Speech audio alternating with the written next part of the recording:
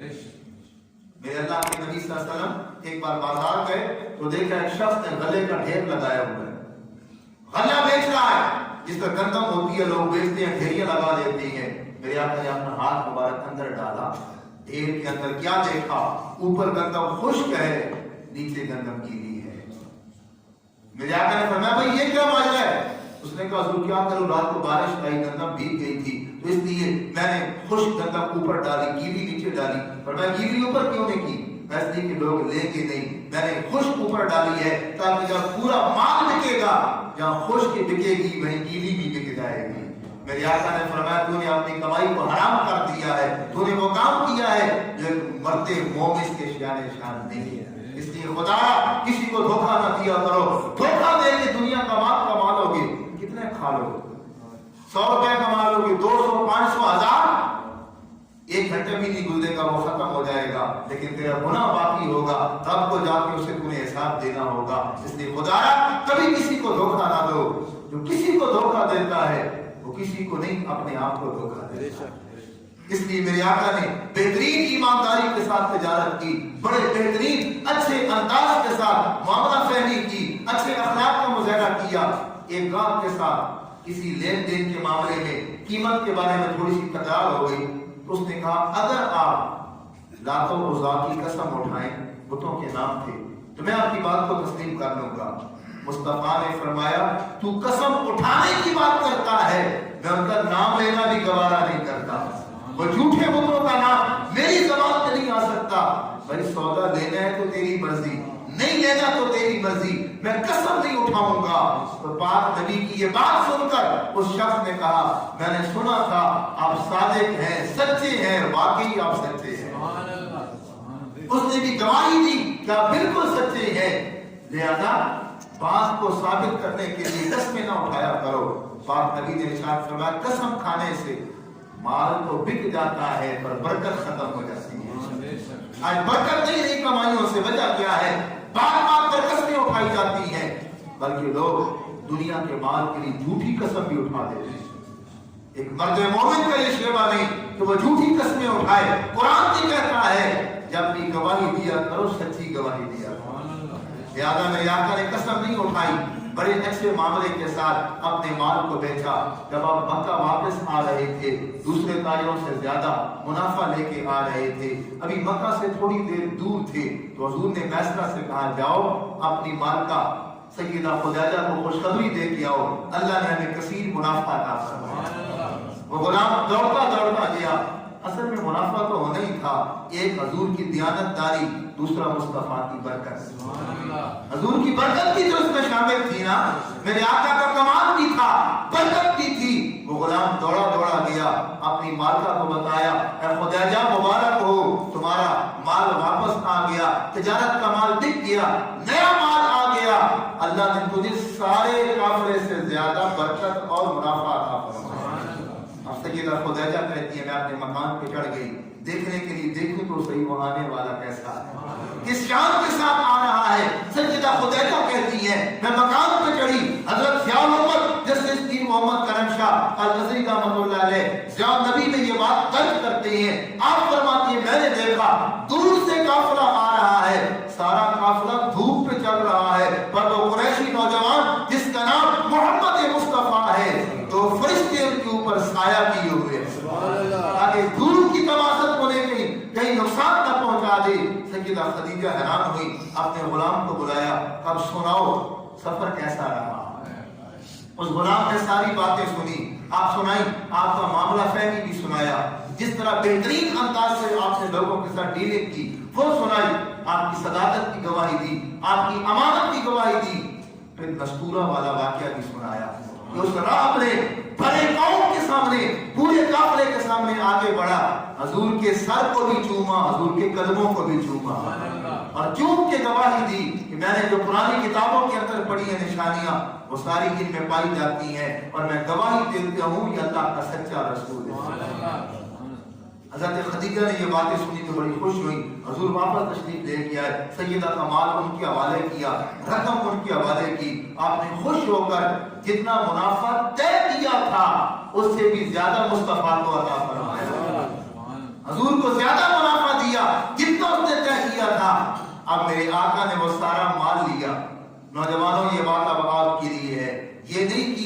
ये मेरी अपनी कमाई है, जहां मर्जी उड़ाऊं। आज का नौजवान 4 पैसे क्या कमा लेता है, बाप को आंखें दिखाना शुरू कर देता है, अपनी मनमानी मर्जी शुरू कर देता है। हुजूर ने सारा मुनाफा दिया, बाजार नहीं गए कोई चीज खाने के लिए। आज के नौजवान को 4 पैसे मिल जाए, उसे नया मोबाइल लेने की फिक्र पड़ जाती है। हुजूर कारोबार किया, मेहनत की, मुनाफा कमाया, सारा माल लिया, लाके चचा के हवाले कर दिया। चचा ये मेरा माल आपके हवाले है।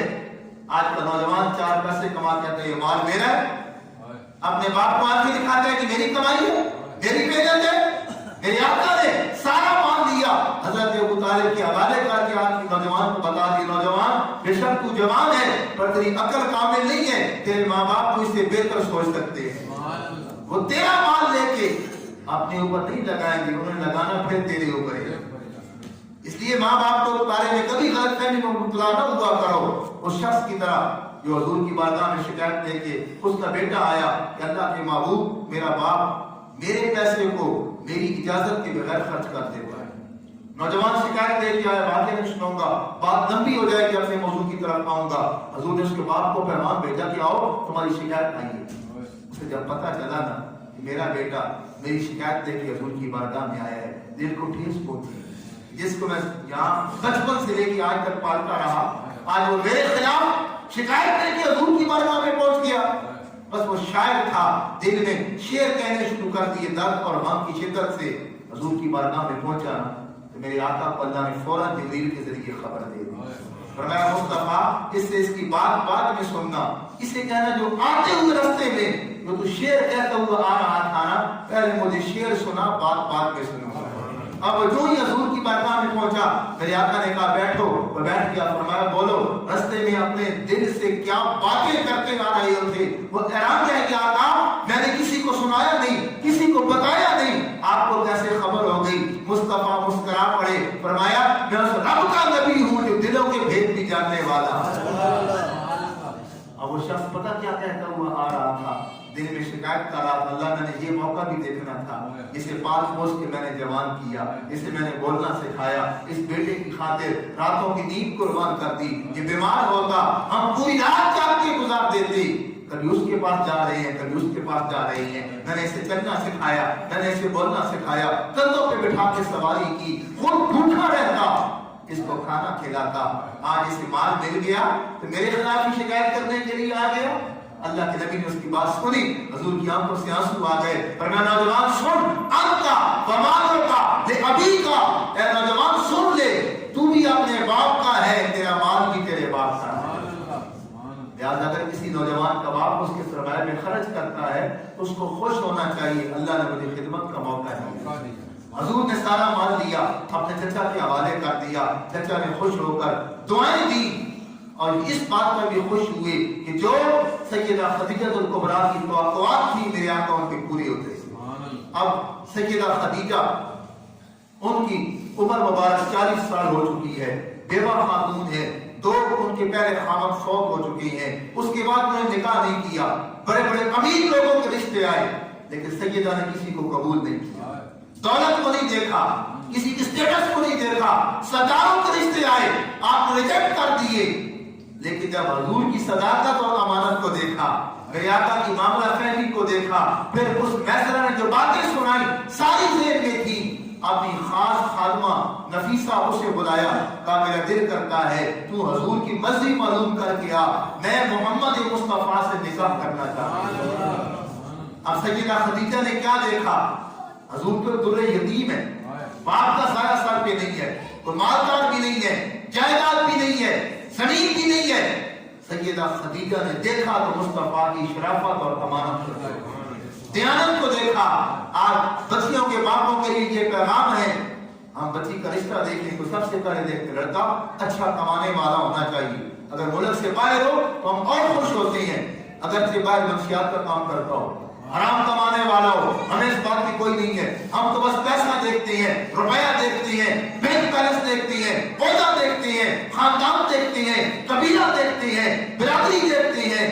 सैयदा खदीजा ने न माल देखा, न दौलत देखी, न स्टेटस देखा, बस फकत मुस्तफा का किरदार देखा।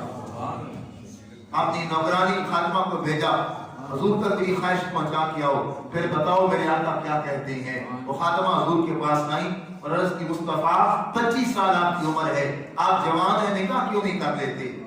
میرے آقا نے فرمایا کہ میرے پاس مال و دولت نہیں ہے، نکاح کی گنجائش نہیں ہے، ہوگی تو میں انشاءاللہ ضرور نکاح کروں گا۔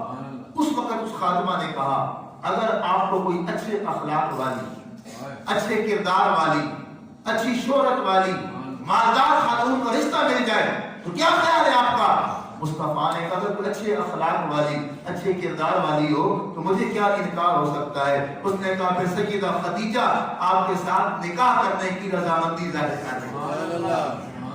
مصطفیٰ نے فرمایا میں ان کے اخلاق کے بارے میں نے سنا ہے، پر یہ فیصلہ میں اکیلا نہیں کروں گا، مجھے اپنے چچا ابو طالب سے مشورہ کرنے دیں۔ نوجوان یہ نکاح کے معاملات بڑوں کو کرنے دیا کرو، تیرے ماں باپ کبھی تیرے لیے برا فیصلہ نہیں کریں گے، وہ خود نقصان برداشت کر لیتی ہیں، اولاد کو کبھی نقصان نہیں ہونے دیں۔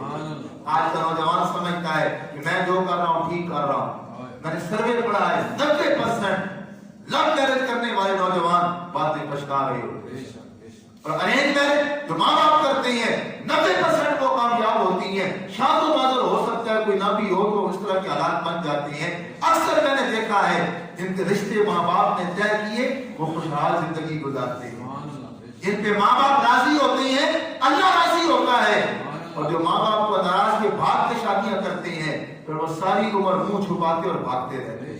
اس لیے یہ فیصلے ماں باپ کو کرنے دیا کرو، اور ماں باپ کو بھی چاہیے رشتہ کرنے سے پہلے زبردستی نہ کیا کریں، بچوں کی رائے اور مرضی معلوم کر لیا۔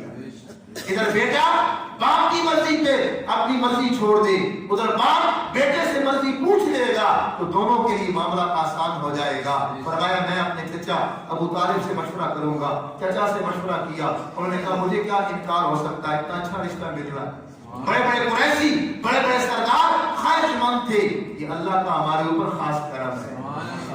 اس خادمہ کو کہا ٹھیک ہے جی آپ اپنی سیدہ کو جا کے بتا دیں حضور اس پہ راضی ہیں۔ اب سیدہ خدیجہ نے حضرت ابو طالب کو بلایا اور بلا کے کہا اگرچہ وہ خود، اب اگلی بات دیکھو، حضرت خدیجہ خود مختار ہیں، اپنا تجارت کرتی ہیں، مال بھی ہے، دولت بھی ہے، باپ فوت ہو چکا ہے، لیکن حضرت ابو طالب کو بلا کے کیا کہا کہ میں بھی راضی ہوں، مصطفیٰ بھی راضی ہے، آپ جائیں میرے چچا کے پاس، ان سے جا کے میرا رشتہ مانگیں۔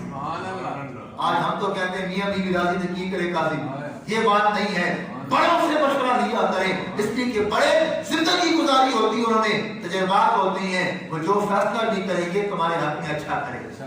اگرچہ سیدہ خود مختار ہے، لیکن کیا کہا حضرت ابو طالب سے میرے چچا عمر بن اسد آپ ان کے پاس جائیں، ان سے میرے رشتے کی بات کریں۔ حضرت ابو طالب ان کے پاس گئے، دونوں نے مشورہ کیا، رضامندی ظاہر کر دی، نکاح کا وقت مقرر ہو گیا۔ اب یہ مصطفیٰ کا نکاح ہو رہا ہے۔ ہمارے یہاں تو نکاح سے پہلے کتنی اونٹ پٹانگ رسمیں ہم کرتے ہیں، اور ان رسموں کو دیکھیے تو کلیجہ منہ کو آتا ہے۔ ایک غریب بندہ کس طرح سروائیو کرے گا؟ اگر ہم اپنی شادیوں اور فوجیوں کو درست کر لیں آدھے معاملات ہمارے سمجھ سکتے ہیں۔ اب نکاح کی تاریخ مقرر ہو گئی، پورا مکہ وہاں پہ جمع ہو گیا۔ یہ منگنی ہوتی ہے۔ منگنی کیا ہے؟ منگنی ایک وعدہ ہے کہ ہم اپنی بچی کا نکاح تیرے ساتھ کریں گے، بچی والے بچے کے ساتھ وعدہ کرتے ہیں، بس اتنا سا کام ہے۔ اور ہم منگنی کے اوپر کیا کرتے ہیں؟ جتنا خرچ شادی پہ ہوتا ہے اتنا منگنی پہ ہو رہا ہے۔ منگنی کے موقع پر 10 15 20 50 بندے آ رہے ہیں، پورے کھانے کا انتظام کیا جا رہا ہے، اور اس طرح کا فنکشن کیا جا رہا ہے جس طرح نکاح کے موقع پہ کیا جاتا ہے۔ دوستوں منگنی اور نکاح میں فرق رکھا تھا۔ منگنی کا مطلب کیا؟ صرف بات چیت کرنا، وعدہ بعید کرنا، اور ہمارے یہاں کتنا غلط رواج ہے کہ بچی کے گھر وہ منگنی کے لیے آتے ہیں۔ اب 10 بندے آئے، 20 بندے آئے، جتنے بندے بھی آئے ہر ایک کو سوٹ لے کے دینا بچی والوں کی ذمہ داری۔ صورت کی کہانی ہے تو اور کیا؟ 20 سوٹ لے کے دینا تو خالہ نہیں کرتا ہے، یہ کیوں لے رہے ہیں؟ کس بات پہ؟ جو بندہ جگر کا ٹکڑا تمہیں کاٹ کے دے رہا ہے، سوٹ بھی اس سے لے رہے ہو؟ شرم آنی چاہیے ہمیں، بچے والوں کو اس طرح کے کام کرتے ہیں۔ اچھا جب منگنی پہ آئے پھر بھی سوٹ دینے ہیں، دن مقرر کرنے کے لیے پھر بھی سوٹ دینے۔ بچی والے کا باپ پر کیا قصور ہے کہ بچی کا باپ ہے؟ ختم کرو یہ رسمیں، منگنی دن کو شادی کرو، بس 2 4 بندے آئے بات طے کر دو، اس کے بعد نکاح